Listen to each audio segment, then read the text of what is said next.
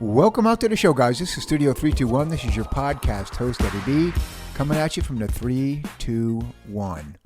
So the Agency for International Development, or USAID, as it's called, Trump actually just fired their Inspector General today. I guess they had warned him about some oversight problems with the agency, obviously, because they're finding all kinds of wasted spending. So he just got canned today. Also, there's tons of politics out, so we're going to go over a few things tonight. But anyways, also the Doge Group headed by Elon Musk, they just yesterday found $59 million, okay, that was given to the New York City. I don't know. I think it was if it was the individual hotels or some type of organization that funds the hotels to house illegal migrants in New York City. Now, these are four-star hotels. They're super nice. So that was crazy. That came from FEMA. So they snuck that in under the radar because obviously if people found out about that, they would go crazy. But stuff like that reminds me of something. Remember back during Trump's first term when they said he wanted to get, I think he wanted $25 billion for the wall, to build the wall between us and Mexico. And the Democrats got on there and cried and screamed, talking about we didn't have the money to do that. It was too much money. They were constantly yelling about it being too much money. And then you go look at this kind of waste, and it just blows your mind. So we didn't, we got some of the money for the wall, didn't get it finished, but they just cried and cried about there was no money to build this wall. And now look at this. Now look at the stuff they're uncovering. No wonder there was no money, because they were blowing all our money on garbage. So anyways, we've got three major cabinet confirmations this week that I'm really looking forward to. Okay. We still have Tulsi Gabbard, who's waiting to be confirmed. We have RFK Jr. and Kash Patel. So to me, the biggest one out of all those, honestly, I believe, is Kash Patel. He's going to be the head of the FBI. But let me go through them each one. So Tulsi Gabbard, if you remember, she was a Democrat, kind of switched parties, and then now she's working with Trump, ex-military. I've always liked her. Seems like a very sensible person, like very common sense. Not, she's anti-war. Just I've seen years worth of interviews from her, and it's always she just comes down with good common sense ideas. She is trying to get the job for the Department of National Intelligence, or the DNI. Now, why are the Democrats pushing back hard against her? Well, they're obstructionist anyways right now. They're always going to do that, but she is anti-war, okay?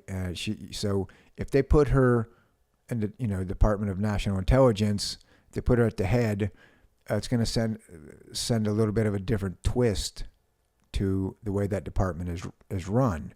I don't think they're going to be able to push her around and coerce her into all this, war type stuff, because I just don't think she's going to have it. And all the war hawks, they know that about her, so that they're not too happy about her, trying to get the job.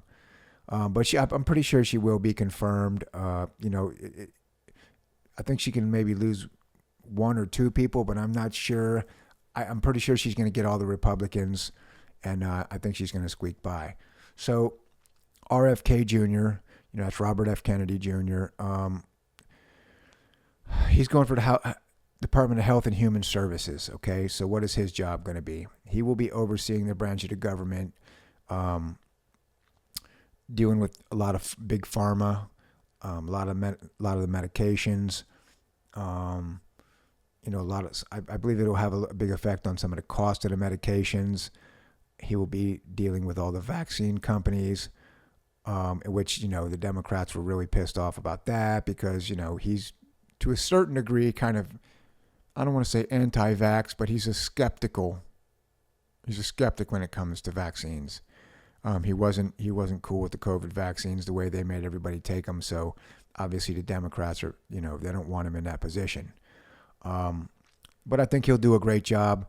He's a different kind of fellow. He's a little quirky, a little bit tinfoil hat sometimes. He's got like some conspiracies and stuff that I kind of, I look and I'm like, I don't know about that. But I think in that position, it's good to have somebody like him. You want somebody that's a little paranoid about all that stuff, because then he can keep an eye on it.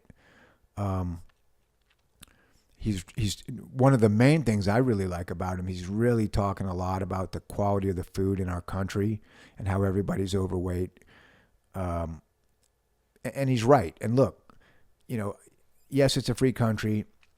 You can eat whatever you want, right? But normal folks, we're not scientists. We're not we're not food scientists. We don't study all that stuff to the depth that these food companies do, okay? So we just go to the store, we buy food, and we assume that it's healthy, or assume that it's at least okay for us. Well, you're starting to find out now that a lot of stuff is not only, not healthy, but it's almost damn near poison. A lot of these food dyes, the red number 5, the yellow number 5, all those are all banned in Europe. A lot of people don't know that. But you go to Europe, a lot of the stuff that we put in our food over here, you can't put in food over there. And that's one thing, that's one thing about the European countries I do like. They're really tight on their food. And, so you come over here and they're putting all this junk in the food to color it, to make it look more appetizing and stuff like that. But they're finding out it's really bad for you. I think RFK is going to get in the middle of all that, tear a lot of that stuff apart. Because look, we got to be honest with ourselves. We're not a healthy society anymore. People are, whether they're not exercising enough or just eating all the wrong stuff, we need to have somebody looking out for us. The food companies, they don't care. They want us, they do whatever to the food they can to make it sell the most, and they don't care about the long-term effects. And we need somebody on the other side of that going, wait a minute. You can't do this, you can't do that, you can't put this in the food, you can't put that in the food. Or better warning labels on the foods. Hey, it contains this kind of dye, which is considered hazardous. At least stuff to where normal folks, you don't have to be a scientist to figure it out, but normal folks can look at this and go, hey, you know what? Maybe we shouldn't be buying this particular product or that particular product. And then what will happen then? Once these food companies figure that out, they'll just stop putting the bad stuff in those products so that people will buy them again, and it starts to work in our favor so that we can get back to maybe a healthier society. Now, the biggest of the three this week is Kash Patel. Now, he's going for head of the FBI. I've been watching him ever since the whole Russia crap was up with Trump. So he was kind of, nobody really knew who he was too much back then outside of political circles. But he worked for Trump during Trump's first administration. He's an attorney. He once they accused Trump of all this, the fake Russia stuff, which we ended up finding out was all fake anyways, Kash Patel started investigating all that. And he actually blew the lid on that, some years back, that it was fake. Now, he did that when everybody else was just kind of running away from Trump. He was like damaged goods at that time, and Kash Patel wasn't. He was really in there, kind of screaming from the treetops, hey, this Russia stuff was fake. He did a whole investigation on it and proved it. So obviously Kash Patel is a man with some real stones. And, that's what you're going to need, because when he gets in there with the FBI, there's been a lot of problems in that department. We've seen it. You remember when he fired James Comey? There's been a lot of people in there. I think there's a lot more people in the FBI involved in the crooked stuff than people want to admit. They said at the January 6th riots, there was over 200 FBI agents in the crowd in plain clothes. They didn't want to talk about that. They always say, oh, the FBI's rotten at the top, but the agents are all good. And I understand that. They're always trying to defend the agents and stuff.